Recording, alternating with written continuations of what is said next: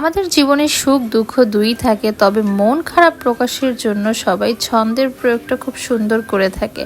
So আজকের দুপুর আয়োজনে কি কি ছিল এবং কিভাবে সারাদিনটা স্পেন্ড করেছি সব কিছু নিয়ে থাকবে আজকের এই ছোট ব্লগ। সো দেখতে থাকুন, আশা করি ভালো লাগবে। আসসালামু আলাইকুম, hello everyone, welcome to my new blog. তো একদম সকাল সকাল দুপুরের রান্না দিয়ে শুরু করছি। আর এখানে এই পেঁপেগুলো ছিল আমাদের ছাদ বাগানে, খেতে ভীষণ মিষ্টি হয়। আর এই দিকে আম্মু এখানে ঢেঁড়স ভাজি করে নিয়েছিল। আর ঢেঁড়স ভাজি এরকম সবুজ সবুজ করে আপনারা কে কে খান অবশ্যই কমেন্টে জানাবেন। কিন্তু দেন এখানে টমেটো দিয়ে ডাল রান্না করছিল।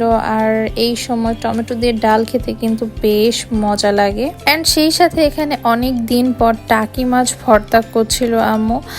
আর যেহেতু এখন একটু ধনিয়া পাতার সিজন চলে আসছে, মানে একটু শীত শীত ভাব, সো এখন ধনিয়া পাতা দিয়ে ভর্তা তরকারি সবকিছু খেতেই কেমন যেন একটা অদ্ভুত রকমের ভালো লাগা কাজ করে। ধনিয়া পাতা কিন্তু তরকারিতে একটা খুব ভালো একটা ফ্লেভার অ্যাড করে ফেলে।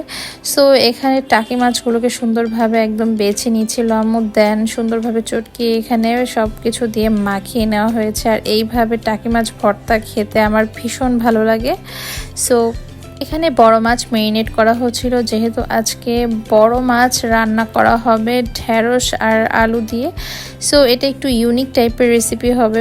ফুল রেসিপিটা দেখলেই আপনারা বুঝতে পারবেন, একটু কষিয়ে রান্না করা হবে। এখানে মাছগুলো হালকা লাল লাল ফ্রাই হতে হতে এখানে আগে থেকে ধুয়ে রাখা ঢেঁড়স এবং আলুও সামান্য একটু মরিচ হলুদের গুঁড়ো দিয়ে এখানে হালকাভাবে ভেজে নিচ্ছিল।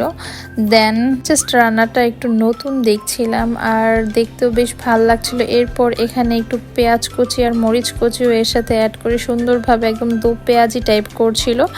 আর এই ব্যাপারটা কি পরিমাণ যে লোভনীয় হয়েছিল, আমি এখান থেকে 2 পিস অলরেডি তুলে খেয়েও ফেলেছিলাম তখন। পরে এখানে পরিমাণ মতো পানি দিয়ে ঝোল মাখো মাখো করে রাখলেই ব্যাস রান্না রেডি হয়ে গেল। সো এরপর আর কোনো আমার ক্লিপ নেওয়া হয়নি। একজনের রান্নার ধরন এক এক রকম, সো আজ জাজমেন্টাল কোয়েরিসে যাবেন না। এখন লাঞ্চ করতে এখানে বসে গেছি। দুপুরের লাঞ্চ এখানে করতে করতে দেন আর কোনো ক্লিপ নিইনি। কয়েকদিন যাবত কেমন যেন এক ধরনের অলসতা কাজ করছে আমার মাঝে, আমি ঠিক জানি না, কোনো প্রকারে ভিডিও ক্লিপ নিতেও ইচ্ছা করে না।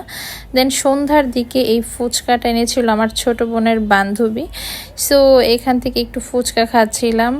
আর টকে ডুবিয়ে এভাবে ফুচকা খেতে কিন্তু বেশ ভালো লাগে। দেন এটা খাওয়ানো হতে হতেই দেখলাম এখানে আমাদের দোকানের এক কাস্টমার আমাদের জন্য এখানে একটু দুধ পুলি করেছিল। আর এই পিঠাটা খেতেও বেশ মজা ছিল। সো আজকের মতো এখানেই ব্লগটি শেষ করছি। কেমন লেগেছে অবশ্যই জানাতে ভুলবেন না। আল্লাহ হাফেজ।